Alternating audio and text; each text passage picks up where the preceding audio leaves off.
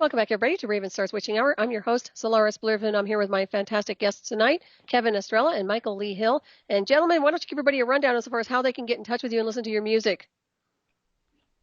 Sure, go ahead, Mike. Alrighty. My website is www.michaelleehill.net. And there's basically two tabs, one on UFOs, and you can look into my UFO research. Then there's one on music, and it gives you a little history on, me and my music. But I also really recommend my blog. My biggest joy having a website was being able to use the blog to be able to communicate what I wanted, what I thought was important. And so check it out. Excellent.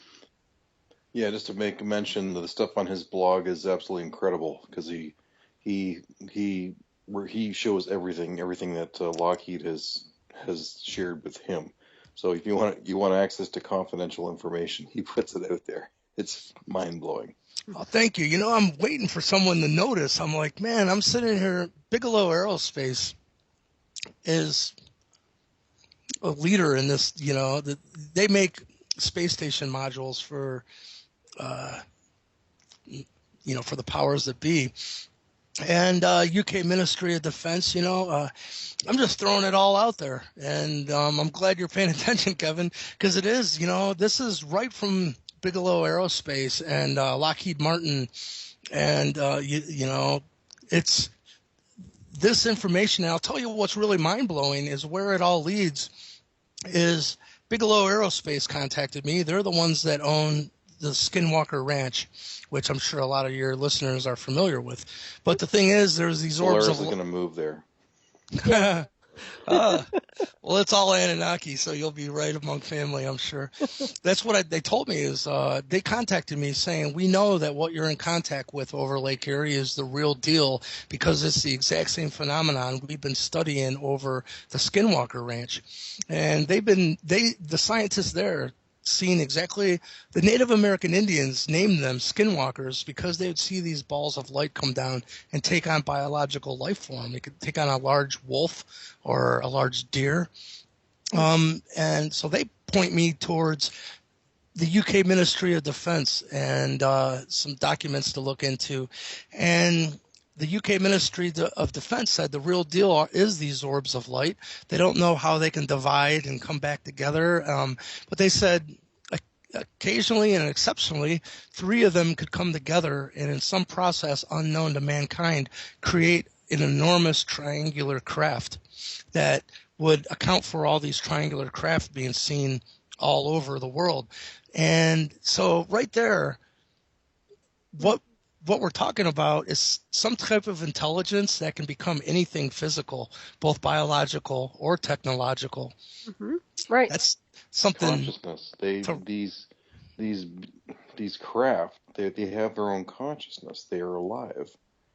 This is what I found out through Chris Bledsoe and through Nancy Tremaine, who have been in contact with the craft. Chris Bledsoe has flown the craft. He says they have their own consciousness. The craft is alive. Go ahead. I've heard they're Merkabas, truly. What we're seeing, I've met an Arcturian ambassador. For real wasn't channeling us as well. You know who he is. And he said, do you want to know what these orbs of light are that have contacted you? And what he told me actually corresponded very well later with the UK Ministry of Defense. He said the human Merkaba, your aura around you, if it's ignited correctly, the sphere will be 3 feet above your head, 3 feet below your feet, and electricity actually comes in through your big toes, and then it exits your crown chakra back out, and it, you get a toroidal kind of thing going. Mm-hmm. But he said, so if you see an orb of light that is like 11 to 12, 13 feet in diameter, there's one individual in between it, but 3 of those beings could come together, and he said that there's a basketball size ball of material, and I got it written down what it was, but he said, Michael, you know how everything is truly light that has been slowed down and becomes physical matter. He said, so imagine matter that was the closest to turning back into light again, that it was screaming to become light, is what he said.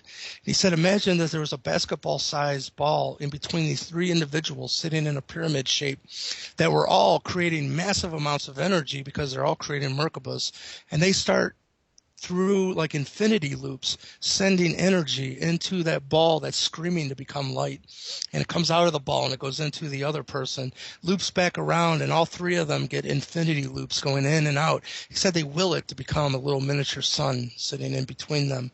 Then that ball of light sitting in between them can expand through the greater sacred geometry that all three participants are creating. And now they have a 50-foot sphere of light. So he said if you see a house-sized ball of light, there's more than likely three. And he said there's always 3, 6s, and 9s, which is interesting. Wow. He said that, and if 3 of those balls of light come together that have 3 participants inside each, he said you'll have 9. And then those 9 can create a large UFO, triangular craft, that then thousands of them can then use to come down and see what us crazy humans are doing. And so it's the exact same thing the UK Ministry of Defense was saying, but it's all Merkaba light-based technology. Mm-hmm. And I'll tell you, when I was brought into the NSA, the Remote Viewers Group, you mentioned the Spike TV show. They're the ones that wouldn't allow it to be aired. Spike TV at the end, they said the problem we're having is your story is just too big. But the head of the NSA, I think he made them tell me why, because they took me into a meeting with about 8 people, and they said, we want to tell you why your Spike TV show has not been allowed to be aired, and why this has been withheld from humanity, the subject matter. And I thought it was very fascinating. And if you don't mind, I'll share, because I'd love your guys' take on this, because I'm not saying I subscribe to what they said, but I didn't even ever think of it. They said if they allowed people to understand extraterrestrials are truly here, the next question would be, well, how are they getting from A to B? That leads to their propulsion systems, and it leads to unlimited free energy. And they said that you don't even need alien intervention. There's been many very smart humans like Tesla that were bringing unlimited free energy. What they said was, what we don't understand is unlimited free energy is truly like Pandora's box. And that if a whole planet-wide mass consciousness is not ready when unlimited free energy, they said it is unlimited and it is free and it is energy. So they said, what do you think that a person, in another country that has the mindset to take a woman and stone her to death in the middle of the village because she had a rumor of, having an affair, what do you think they're going to do with their unlimited free energy? They won't get it. Let me explain. Oh, go ahead. I'm sorry. I'm going to chime in. No. That's pretty much it. And my only response to that, because I never even really thought of that, I said, well, why don't we talk to people that got beyond this? Mm-hmm. Right. I don't want to talk to Trump. I don't want to talk to Putin. Let's talk to an extraterrestrial. And we are. And what you realize is, and we've had this conversation since we started, but your hybrids, we are these star people. We are the ancestors we seek. We are these off-worlders, and the reflection we're seeing in the skies at night is really a mirror image of who we really are on some level of consciousness, if you ask me. But when you're talking about, first of all, I wanted to address the Merkaba, because that's my area. And when I don't know how much you know about me, Michael, but I was pulled into a covert program in 2004. Kevin knows about it, but I was interfaced with artificial intelligence and synthetic telepathy. It was a very advanced program. But I can tell you point blank, one of the reasons they picked me up was because of my Merkaba, because I was teaching DNA activation from light body to Merkaba, which means you go to certain levels of light body, you do the work on yourself, and your vibratory rate keeps going up and up and up to a point where you calibrate more and more universal celestial energies that download into your celestial matrix, to a point where you expand, like what you were talking about. Your aura expands, and it gets so expanded in light, and it becomes photon electric, and then it interferes with everything, to a point where you can actually modulate your own frequency and start to phase shift. And I know that there are people out there who are ascended master consciousness, like avatars or even the Tibetan monks, that can do these things. But that's a very powerful thing. And that's one of the reasons I got pulled in. But that's a powerful Merkaba vehicle of light is what we are. That's what we morph into. So when you touched on these orbs, or their perception of these orbs being Merkabas, I think that's highly probable. It's intelligent energy. It can change its design work. And it's also, there's something there driving it, because the Merkaba is just the vehicle, but you're the one in consciousness that's actually directing that. So very interesting information from what you're sharing here tonight. what I'll tell you is the head of the NSA group, his name was A.R. Borden, and he asked this other individual, I don't know who he was a young guy, and I've never seen him before or since, but he said, would you tell Michael what we know about the orbs of light? And this guy said, we look at them as extraterrestrial drones of a sort. He said, but the intelligence behind the phenomenon might not be from our timeline. It might be from the past or our future. And this is interesting because the Bigelow aerospace investigator, his name was Gary Hernandez, that contacted me. He said that these are not what we would think of UFOs as like built of metal and nuts and bolts. He said they have more to do with time travel and portals than anything. So then what I'm saying is these two match again, you know? Right. Oh, yeah. And I was just talking to a gentleman on my show the other night, and we were discussing the same kind of thing about operators of the craft. And also he mentioned the word drone and also scouts, insofar as possible scouts, that some of these anomalous UFOs that people don't really understand what they are. Some could be Merkaba-oriented, and also some are more like scouts from an artificial intelligence interconnection program, where they're actually an extension of, where you send in something as kind of to surveil the environment, and that could be a possibility as well. I guess it just depends. And I'm sure through all of your viewing and what you've been bringing in, have you noticed a difference at all, or is it the same kind of orbs that you see, or plasma design work? What is that exactly you're seeing consistently? No, it is all orb phenomenon, Okay. and I'll tell you what happened is, I had this old late 1990s Sony camcorder and had a little black and white viewfinder, and I actually hated filming them because when you see them with your naked eye, they are absolutely breathtaking. It's almost like multi-dimensional colors, and it's flickering. It's almost like a little supernova out in front of you. And I'm looking through a little black and white viewfinder trying to keep it, in frame, and it's not easy. And I would much rather just let that light hit my retina, but I knew it was important to catalog the phenomenon. But I got to the point, I would tell them, listen, unless you come closer or do something that I've not seen before, I'm not filming you. I'm going to sit down here, and I love seeing you, and we'll have a nice, beautiful night. And always they would come closer and closer until, some of my footage truly is just bizarre. And, I filmed them coming in and out of the lake. So, yeah, they seem to respond to your intent. And I was told, really, they will not even show themselves to someone that it's going to scare them or anger them, because those frequencies hurt them more so than in ways we don't even understand. So you got to, just go at it. People ask me, how can I see them? First of all, I say just look up and go with an open heart and ask them, Right. Exactly. I've never seen them personally, but Chris Bledsoe, they appear to him all the time, and he has literally hundreds of them, which he's photographed on his cell phone, and he's sent me.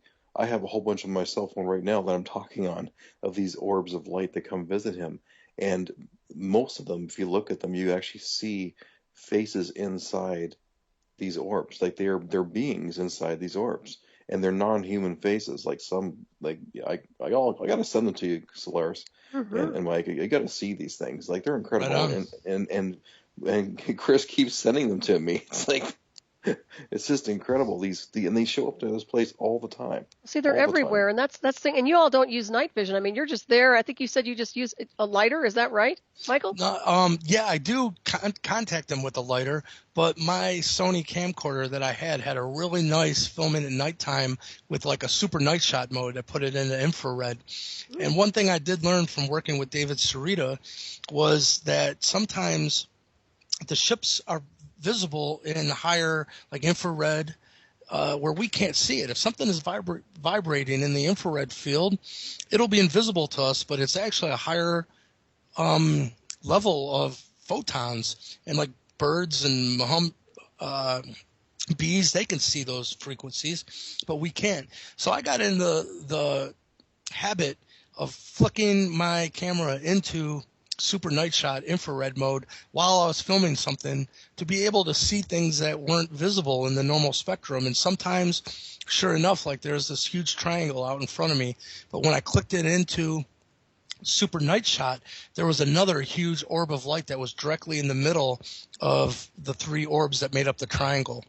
And it's not there. Like, I couldn't see it with my naked eye, but the minute I went to infrared, it was there, and it was the biggest, brightest object that was on that craft. But It wasn't visible in, normal mode or to my eyes. Very interesting. Very, very interesting. You have anything to add to that, Kevin? No. You know what comes to mind when you were talking about the black triangles? Because obviously those are ours, or to some degree our craft reverse engineered. So some of them. So what do you think? So you think they are a mock? Okay, so there's our version, and then there's another kind that's not. Yeah, our version is not multidimensional. Their version is Merkaba light technology that is so far over stuff that we're doing. But what I can tell you is our government has been working with the Anunnaki in reverse engineer programs since the late 1950s. And they met with Eisenhower. And, that's actually coming out now with Laura Eisenhower, his granddaughter, I believe she would be. She's confirmed these things. And I asked A.R. Borden because, what I found out is the Anunnaki came here and said, we want to help you get to unlimited free energy, but you got to get rid of your nuclear power ambitions. You don't know what you're dealing with, and it's truly not a good technology. And we will help you, but you got to get rid of that. And he said simultaneously, because I asked him on a radio interview, I said, what's it going to take to get another offer? Because evidently they were right. Look at Fukushima, and look at all the facts of these orbs of light coming down and taking out nuclear missiles and silos. It's like they've been constantly going, you don't know what you're doing. Look into this, Right. But well, it's interesting. Oh, I didn't want to cut you off, but we're in this field. They call it the ether field. You can call it a lot of things, but Tesla knew that. We have the free energy. You touched on the free energy, and what my point was when we were discussing a little thing about how some people are not as evolved in consciousness and wouldn't be able to hold the vibratory rate of the transition. That's really the deal. We're dealing with people who are not, if they're not ready to handle these full light energies that are descending onto the timeline, then what they're going to do eventually is just kind of go into what I call this null zone. They're not going to be able to ascend to those levels, but it doesn't mean everybody else is going to be held back. We're going to go to the level of our frequency and consciousness, and this is why it's so important to raise that vibration and change the frequency of what we are here on this dimensional space so that we can be those multidimensional beings we're supposed to be. But perfect. It's real interesting when you see this on the timeline all morphing. But I'll tell you what, you keep talking about Merkaba, and I'm going to have to give you one of my books. I know Kevin knows it. The Transmutation Through Ascension I wrote. I mean, my whole background is Merkaba, and they pulled me in to study my Merkaba. Okay. And this is why when you tell me that they're working on stuff, I know that I was probably a lab rat for a lot of that. And I don't know what year that was, but mine was in 2004, that induction. And I do know, because we are off-worlders, because we have a different DNA sequence or celestial design work, we are able to activate avatar gifts to a very high frequency. And that takes on many, many formulas. And the Merkaba is part of that. And I do know, from what you were saying also, they cannot access that type of consciousness unless they are have spiritually done the work. Yeah, it's not that's exactly the key. That's something that really bothered me when you were talking about why they didn't play your show because of the free energy and the Muslims got it. Like once you stop there, that immediately was a red flag for me because the Earth is going to go from third density to fifth density. But the people who are ready for it are the ones who already have awakened and who are of a higher vibration. These people who are still at a lower vibration, who do horrible things to people and feed on hate and live by hate, they're not going to be there when the ship comes, when it's time. I mean, love is the center of the universe. Love is the power, unconditional love. And if you don't have unconditional love, you're not going to raise in frequency. I mean, it's all about love. And I'm telling you, from all the people who I've interviewed, all the hybrids who I've been, it's continuously the same theme of love is the key to the universe. Love is what brings us to a higher state of vibration. people who are of anger, of people who are of hate, people who are of indifference, of who don't have empathy. Those are lower. That's lower frequency. They're not gonna. They're not gonna get higher. They're not gonna make it. Right. No, you're right about that. And also, there's another thing I wanted to incorporate here is really because of my background with covert technology and mind control. I'm well aware that they use certain forms of psychotronic programming to actually put people in a stasis to a point where they cannot transcend the vibration. And that also is a psychological warfare program, which I'm sure you guys are up to speed insofar as what they do with their warfare programs. They can go good or bad. And, Oh, yeah. and then also I got a taste of that with the synthetic telepathy because it can be used as an interrogation program and a lot of entrainment programming. So that's what we're dealing with. We're dealing with frequency wars also. And I was curious insofar as if any of you have witnessed or got the sense of a weaponization or a war, a species war going here on the timeline, that there's something going on with a rifting effect in the process of our evolution and ascension. I can tell you, I don't know how much we can even get into this right now, but I didn't know that this even existed, but I don't know if you've seen an episode of Ancient Aliens called The Mysterious Nine. And it was all about this Council of Nine that's been known throughout all the world's religions and Egypt and everything. And this council oversees the evolution of mankind. Well, I can tell you not too long ago, in real, this wasn't channeling, the person that was overseeing the ceremony when the veil dropped, he said, "Michael, I work with the 7 Lords of Light and the 7 Lords of Darkness." And he said, "I'm so glad you didn't follow the mind programming to enter the dark side." And he said, "You're the first in this cycle with what he said, picture this, like when you're brought before this council of light and dark, they vet a human to see, like on the dark, it's almost like their spiritual job is to see if you'll give your power away to an illusionary source. And, the fact of the matter is, never give your power away to an outside source and never do anything. Someone tells you to do something that offends your soul, it's about standing up in your own I am and claiming your own sovereignty. But that only gets you past the dark side if you can succumb their mind programming. And he was very specific. He said, this is interesting what we're talking about. He said, "Michael, we're controlling," because this being is Enlil, by the way.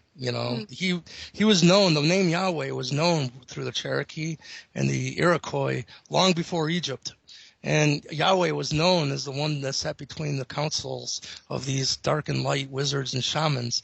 Well, it is Thoth, if you ever read the Emerald Tablets of Thoth. Oh, I love Thoth. Yeah. This is it's the halls of Amenti, and there's right on. We ahead. got a lot to talk about. I'm telling you, I love you. You guys are my favorite. Go ahead.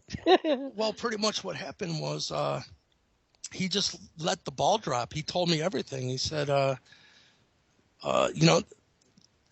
there was mind programming to get people to go into that dark path, but part of the mind programming was to never pray for rain. And because this was a Native American Indian sun ceremony, the sun dance. And so part of it was they were told from birth going into this to never pray for rain. But on the side of the 7 Lords of Light, you automatically got their blessing if you prayed for rain, because they said if you showed enough love and compassion for your fellow man and woman that were dancing to show, like, please bring them some relief, that you would automatically gain the side of the light. Because just because you don't succumb to giving up your own power to an illusionary outside force, that just gets you past the dark. The light will test you to see if you bring love and compassion to any suffering that comes your way. And I went through the testing, and I'm glad to say, because I've heard a few other people in the past got to this gate, and Thoth was one. It said when he got past and he passed the testing of the light and dark, that the veil of darkness had to fall away. Then you got King Solomon.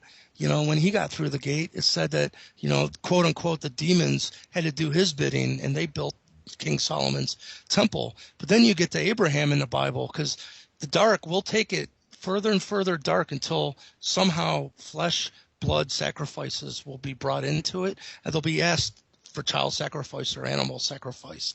Just like he thinks it's God going, hey, why don't you kill your son? The answer is no. It's a human that's went down the dark path way too far. So here's an example of someone that went before the council and failed the tests. I've been told, and I can tell you after the fact, I got my Native American Indian name, and it's Rainbow Warrior Eagle. And the grandmother said, you are the rainbow we've been waiting for. She said when the chakras are cleaned and balanced, they emit the colors of the rainbow from red in the root to purple. And for those who have the third eye sight to see that they've become the whirling rainbow, which gets into the rainbow warrior prophecy of the Native American Indians, which is coming to fruition. I'm so glad to say. Yes, it is. Wow. Yes. I love that name. That's very, very powerful. Well, you definitely have a strong mission here on the timeline. There's no doubt about that. I can get that, and Kevin as well. And yeah, there's no such thing as coincidence when it comes to this at all. Do you have anything to add, Kevin? Oh, geez.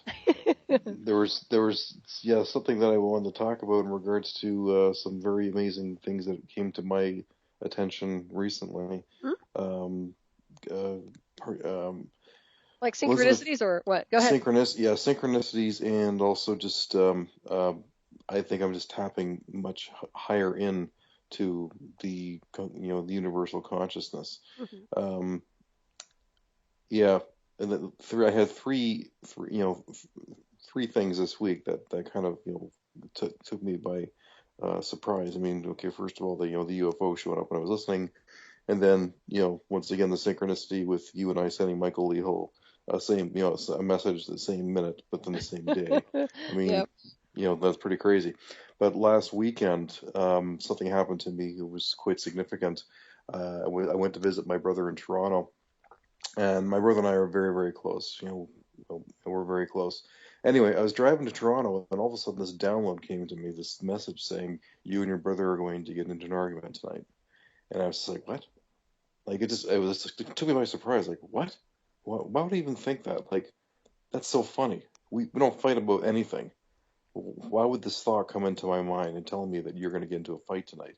And I was just like, I cuffed it off, like, whatever, And so we go to visit him, and we had a fabulous night, absolutely amazing night. Everything was great until about 11 o'clock. And then he and I were playing Ghost Recon on the Xbox, and something came up that triggered something that I decided to share with him about one of my stories that Chris Bledsoe told me, of UFO related. And then my brother just ripped me a new hole. Like, he just said, yeah, Kevin, and I met Napoleon last week. I'm like, what? He says, Kevin, your beliefs are not my beliefs. Don't try and shove your beliefs down my throat. I don't believe in any of your UFO stuff. And and it just went on and on. And it was just like, whoa. I thought he knew me because I've been doing this for several years. But I knew that I knew that he was skeptical, but I didn't realize he was that skeptical. Maybe he was triggered. Sounds like he was triggered. I was triggered because I mentioned something. It was just something that, like, it was the weapon he was using was called a SCAR, and it related. All of a sudden, I was thinking about the new Battlestar Galactica series, and there was a episode called SCAR, which is about the Cylon Raider, who takes out. They can't kill this SCAR, this Cylon Raider. But what was discovered while watching the Battlestar Galactica is what they found out, because they captured a Cylon Raider, is that they are actual biological entities. They have their own consciousness. These ships, they're the Cylon Raiders, and that's what I was trying to share with Craig, was that. What Chris Bledsoe and Anthony Tremaine have confirmed with me is that these alien, like these UFO, these spacecraft, they have their own consciousness. They are biological entities, and that's what I was trying to share with him. And then he just completely ripped right into me. And then after it was all done, all of a sudden I stopped and went, "Oh my God! They warned me. They told me this was going to happen." Careful it with was, that. Yeah, it was just like, when Jesus told Peter, as much as you love me, you're going to deny me 3 times before the cock crows. And Peter's like, oh, I will die before I do that. Well, guess what? That I had the exact same experience. Very So interesting. that happened last. But here's something really cool. When I met Elizabeth April, who she was my guest in January, She is a tall white Zeta incarnate on this timeline, and her ability and talent is that she is a cosmic channeler. She pulls information from the universe, and she's been teaching.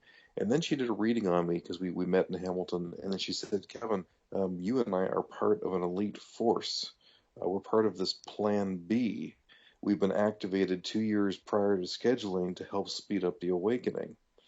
And then she said, like that, basically she's my teammate. She's part of my teammate. Now I also found my other teammate, Hildegard Gremnier, who is a Andromeda walk-in. I met her at ACE, but she even said the same words about, we are part of this, basically drop behind enemy lines to infiltrate. Now I stopped Elizabeth. I said, hey, wait a second. You got this message. She was told she had planned to move to Taiwan for a year when all of a sudden this message came through that she had to cancel that, and that the work began now. And I said, okay, stop. When did this message come through?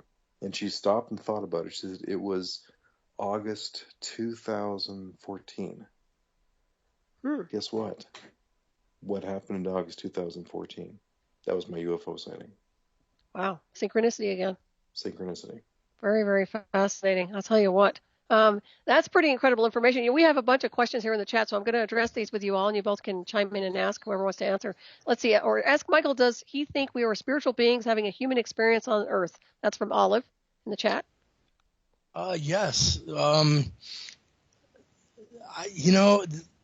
I love this place, though. A lot of people seem like they want off here, and I think this is a beautiful place. And I heard it said, the master is teaching the student. The student says, Master, if everything's just an illusion, why does anything matter? And the master says, it may be only an illusion, but it's a very real illusion. That's Steve Vai, Kevin. Mm-hmm. That's actually lyrics from his album. It's called Real Illusions. I think that what we take from this experience, first of all, how you respond to it, you take with you. The emotions are real. I personally think that this is a spiritual phase of evolution where you create the individual. You choose from the light and the dark who you are. And that's the gift, is at the end of the cycle, you get to take you with you up and evolve up into source with your likes and dislikes and how you view the universe. So I think that this is not as not important as some people like to say, and it's only just a dream and it's just an illusion. Well, there's absolutely a reason why we're here and what we're experiencing. Mm-hmm. As Grant Cameron put it, there's the two most important days in your life are the day you were born and the day you find out why. Perfect. Yeah, I like that one too. Very nice. Yep. We've all chosen to be here on this planet, incarnate in this time, wherever we are. We've lived multiple times. We're on a spiritual path towards higher consciousness, towards the Creator. But once we pass on, we turn back to balls of light, and we pack up all our memories with us from our existence, and we carry it with us. We have access to our memory of who we were in our past life. It's embedded in our DNA in the quantum universe. It's kind of hard to explain, but everything is connected at a quantum level. There's no division, and it's been proven scientifically. There's no division when you get to the quantum level. I don't understand all the. Solaris is more of an expert in this field. She knows this stuff, and she's my teacher. Same with you, Michael. Both of you guys, I wouldn't know anything if it weren't for you two. That's not true. We're just reminding you. Reminding me, yeah. But one of the things I discovered about one of my past lives, when I was going back to Egypt, was that both Elizabeth and I were back in ancient Egypt, but I was a reptilian general. So And there's more Well, you still are information then. about that. That's another thing we were talking about, the cellular memory. We are multidimensional beings. We cannot forget that. We're not just here in the fifth dimension in the illusion. Everybody likes to say it's 1 through 4 or 5. We're actually multidimensional. This place is multiversal. We go infinite. It's just that we don't understand the frequencies to open those gateways and stargates and portals like we were discussing earlier on. But we still live simultaneously. So think about your soul extensions out there in the cosmos that are not from here, that are part of your celestial heritage that you download. That makes you morph into what appears to be an extraterrestrial to some people because of the frequency modulation. Well, I can go into all different things on that, but just I know you guys know this and I'm preaching to the choir, but some people listening may not. But let's see here. We have another question from Zippy of 2400. Solaris, is it a possible, this is for you guys, is it a possible or a popular concept among natives that they are the lost tribes of Israel? That is what exactly is going to be revealed. And I'll tell you, like I said, it all comes back to East Lake, Ohio. What I can tell you is go to Google Maps and type in Lost Nation, Ohio. You'll see that this road that was named very long ago is a real road here in Ohio. And you take Lost Nation until you get to the very end, and it dead ends on Lakeshore Boulevard right at Lake Erie. If you take a left within 1 mile, you're at the first site of the mound builders, the Lost Nation. And this is the site I was telling you, it has 660-foot long walls. But the point is, instead of taking a left on Lakeshore Boulevard, if you take a right, the first street names you come to is Iroquois, and then Cherokee, and then Seneca, and then Tioga. I'm like, what does Tioga mean? I go and Google it, and it's the Iroquois word that means point of entry. So, yes, it is the lost tribe of Israel, but even before that, that's very early in time. What we're going to find out is these are the Atlantean remnants that were still here. And, boy, it gets into a lot because the Iroquois, the Seneca, they still own their land. When you go through New York and you go into like Salamanca, it says you've now left New York, the United States. You're under Seneca law, and you find out that Niagara Falls is Salamanca. And so it's the only city that's not owned by the United States. It's actually leased to the United States by the Seneca Nation, the Lost Nation, for real.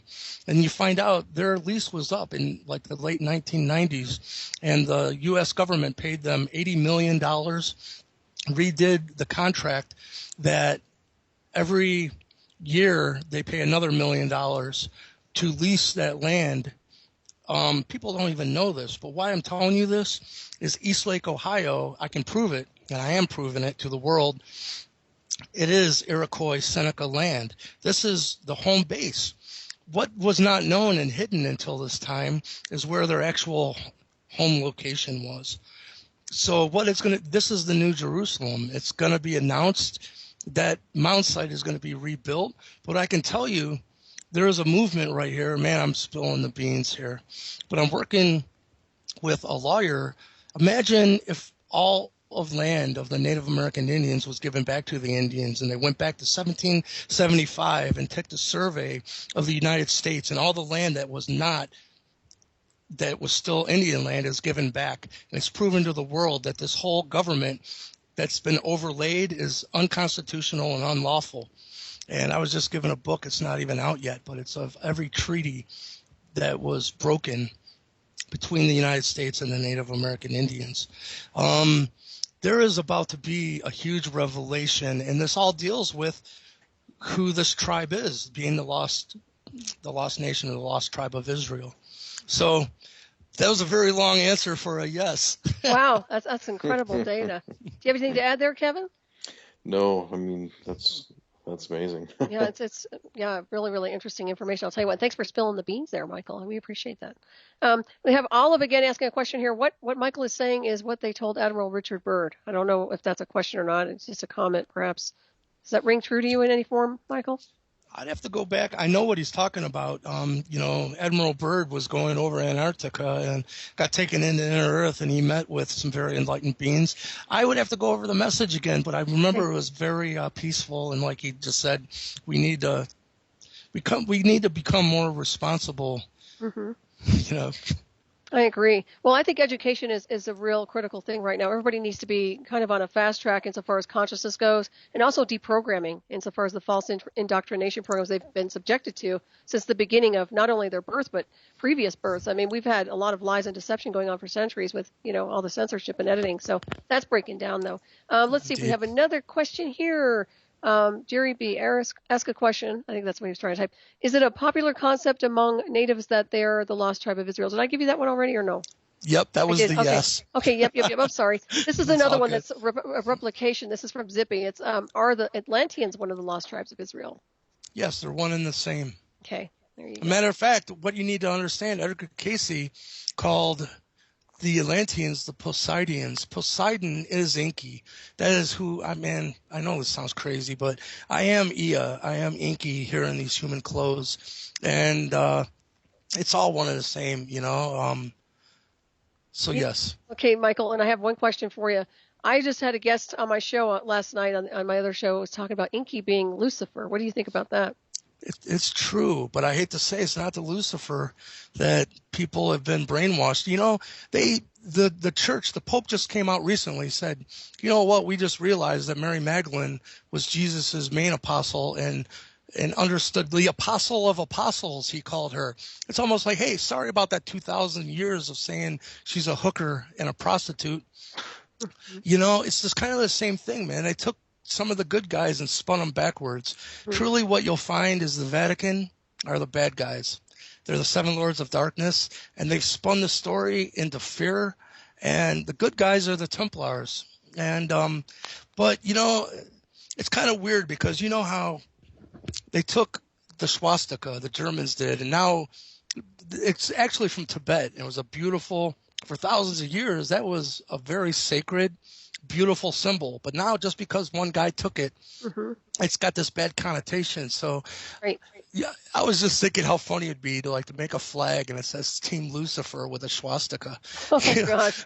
I don't think people are going to get it. Well, they get triggered by it. It's psychological warfare. It's imprinting, and they do that with every symbol, from pentacles, you name it, they're going to do it because they're going to imprint people with a negative versus a positive. No, I agree with you that the Vatican is extremely corrupted and more dark than people could even possibly comprehend. And you have to realize that they took a lot of mystery school teachings and warped and converted it and distorted it and really, really tortured and butchered and murdered many, many magical beings so they could actually have that indoctrination program. So, there's a lot going on there, no doubt about it.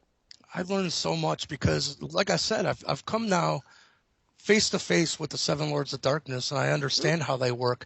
And actually, this is interesting. I heard, and it's happened to all of us, and it actually kind of reminded me with your story with your brother, Kevin, because this is nothing, none of us has been exempt from this, that the dark, since all of us up until this point have given our power away to them in one way or another. There's a million ways to give your power away, and could be someone tells you something and it hurts your feelings and you let it affect you the next day. You've given your power away. And it's hard just to stand up into your own power and go, that's their opinion. It doesn't affect me. But anyhow, I think I spun out. No, I completely understand. Yeah, I know what you mean by that, because that they can come in. I'm sorry, it just hit me that the dark can come in. They can't possess someone, but they can come in for about 45 seconds and whisper in your ear. They can't make you do anything, but they can see where you have shadow work. They can see where you have pain centers that haven't been resolved, and they can tweak those to get people to go dark. And they can only come in for 45 seconds. But what this gets into, the Anunnaki communicated to me that the first thought we have in our heads is from the mass consciousness, always.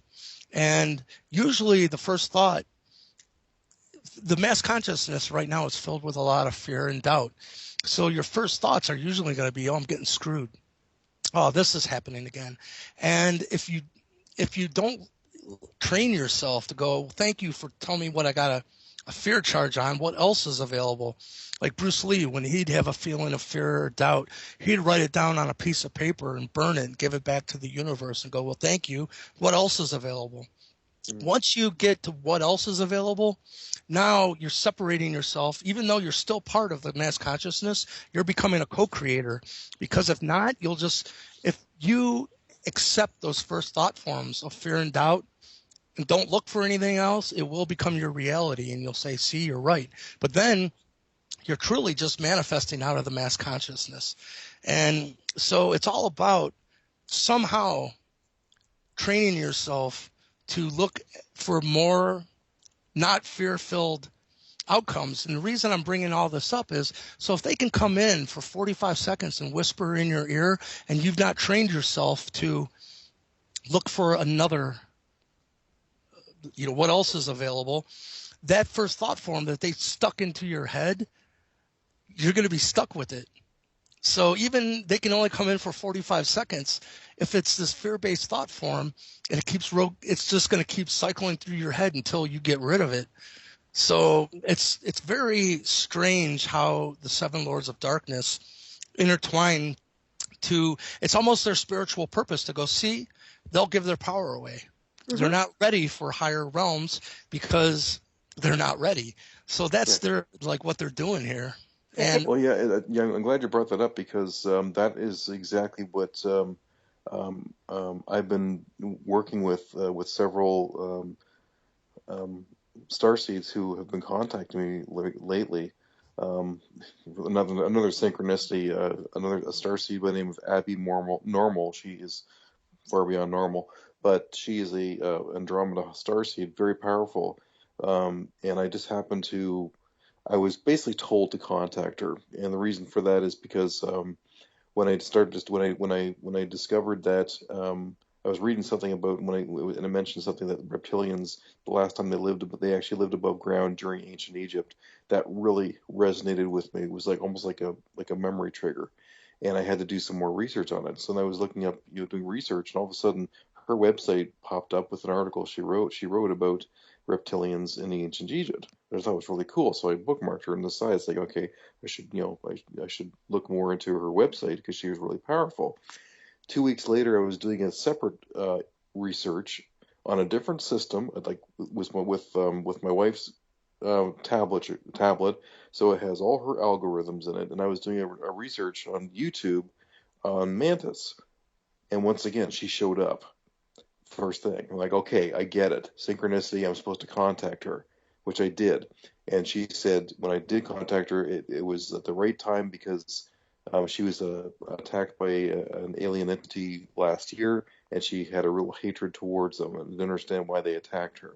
But what happened was that they caught her off guard, and they did this. I sent her to Cynthia Crawford, who is an Anunnaki tall whites and a hybrid. You know her, Michael. You know Cynthia. And yes, I do. Yeah, and so Cynthia has learned how to use your unconditional love as your power to be able to ward off these negative energies. She was once chained to the floor of a reptilian ship and she was attacked.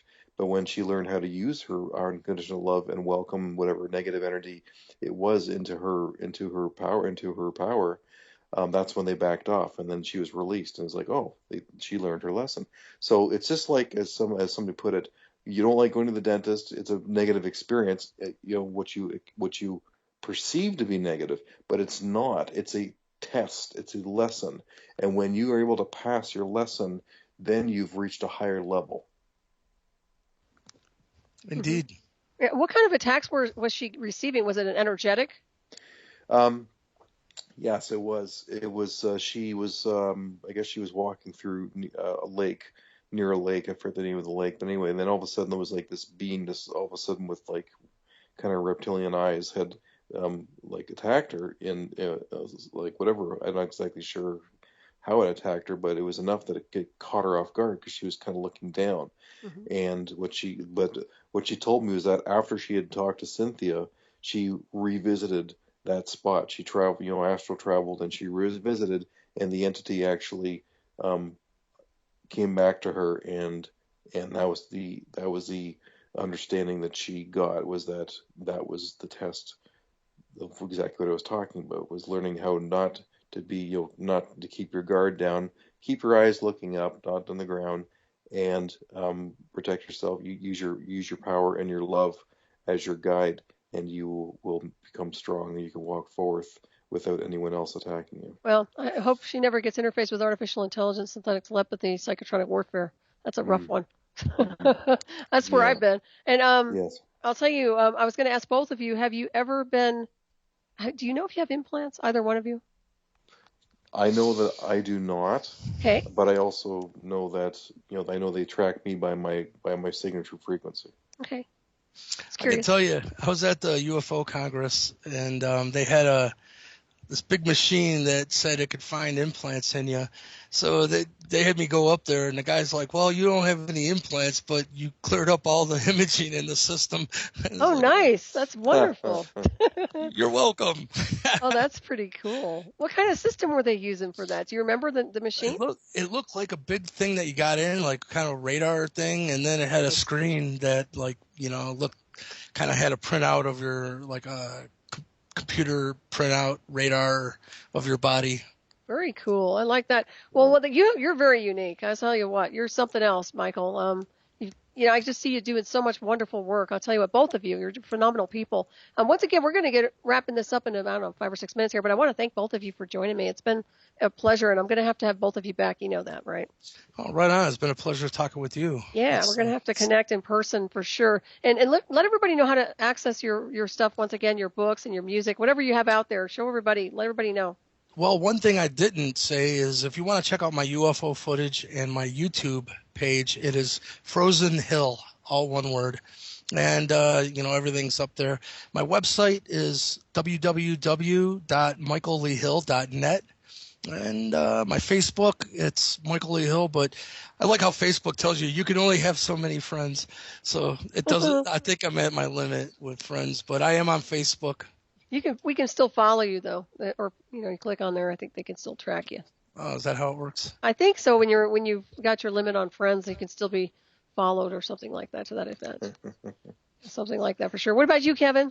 You can find everything on me at www.pyramidsonmars.com. I mean, my CDs are there. There's also a link to my radio show at artistfirst.com, which is Pyramids on Mars UFO Radio. And as I said, I interview hybrids. I interview people who've been on board craft. I don't like calling them alien abductees because it's not an abduction. People who have been on, so all the interviews are there. I also have, I just released a series of online guitar lessons that teach my style of guitar, which is very neoclassically influenced, but it's a lot more like violin type of technique. And melodic phrasing that's inspired by Antonio Vivaldi and Bach.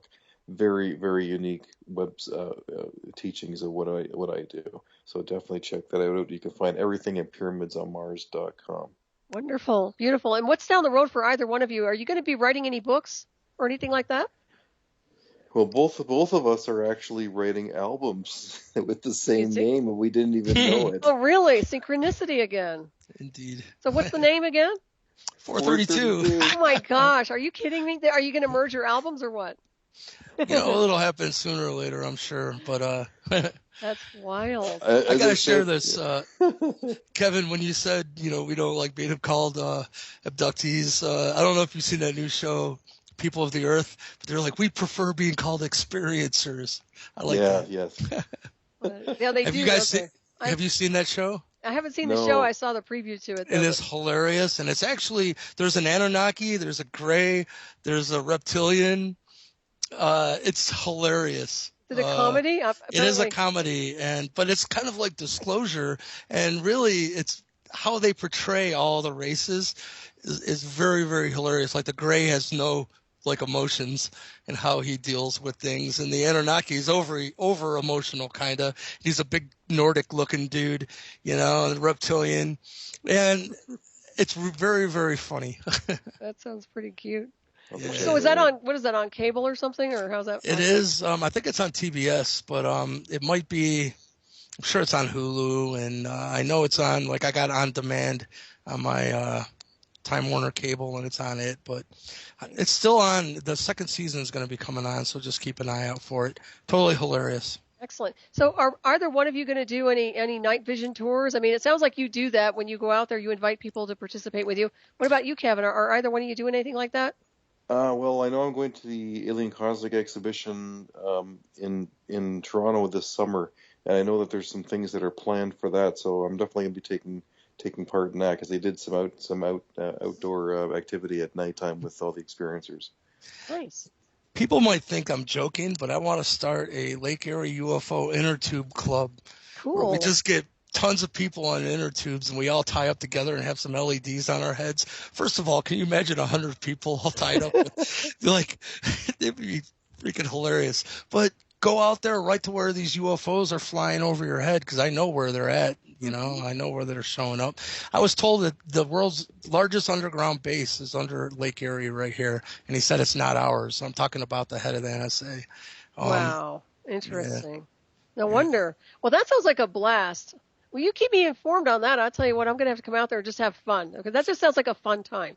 Why not, right? Yeah, absolutely. If you're not having fun, stop it. I'm telling you, life is too short in the illusion until we come back someplace else. But seriously, yeah, I believe in having fun. And once again, we're just about out of time here. I want to thank both of you. You're wonderful souls, wonderful people, and I love the work you're doing here. So thank you for sharing your beautiful energy with our listeners tonight.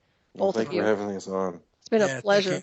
It really has. And I want to thank everybody for tuning in tonight, everybody in the chat room. Wonderful questions tonight. Stay tuned for Shiny Side Out with David Dunter and Mecky coming up next to sail you on into the night from down under, as they always do with their awesome show. And I believe they're talking about physical evidence of the strange tonight. So that kind of correlates with what we've been kind of discussing here and there.